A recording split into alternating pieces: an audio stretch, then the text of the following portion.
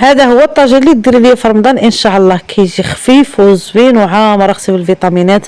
طويجين ديال الدجاج والخضره ما تشبعوش منه البنات، وصحي ومشبع. ديريه غير هو وبريريت ديال اتاي وهاد التيناض يا اختي. تما درت البصله والثومه مع الزيت يتشحروا، زدت عليهم تما طريفات ديال الدجاج مع الكبده ديال الدجاج. وهنا غندوزو للمرحله المهمه وهي التتبيله.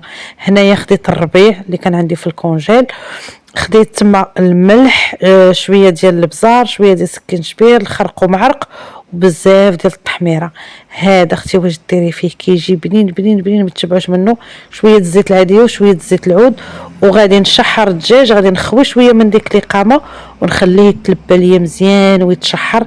عاد ندوزو اختي نوجدو الخضره. بالنسبه للخضره اي نوع عندك ديري، انا درت خيزو، البسباس، الكورجيت، البطاطا، و الجلب هذه الزيتون والفوله. البنات اي نوع ديال الخضره ديريه كيجي كي قلت لكم صحي ومغذي. هذا اختي نبقى نديرو في رمضان زوين، نديرو غير هو بريريت ديال اتاي، نديرو اختي فطور عشاء وطوي، حيت انا اختي باغا نضعف نقلب اختي غير على داكشي الصحي والزين.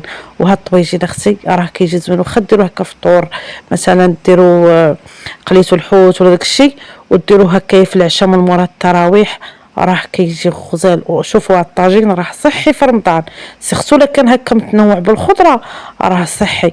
هنا واحد المزيود ديال الفلفله وقطعت مطيشه، وزدت الفلفله حلوه وفلفله حاره والقرعه وداكشي، كيجي مزيوق وكيجي على مزيناتو. من بعد غادي تزيدوا ليا ديك القامه اللي درتو في الاول بهاد المريقه، طاب فيها ما زدت لا ما لا حتى شي حاجه، وغادي نسد عليه. وشوفوا ليا مني طاب كيفاش كيجي خاتر كيجي زوين. حتى راجلي عجبو قال لي درتي طاجين زوين اليوم مع الزيتون والفول وداكشي. ما نقولش لكم داكشي موسمي، جربوه وردوا لي بهاد الطريقه.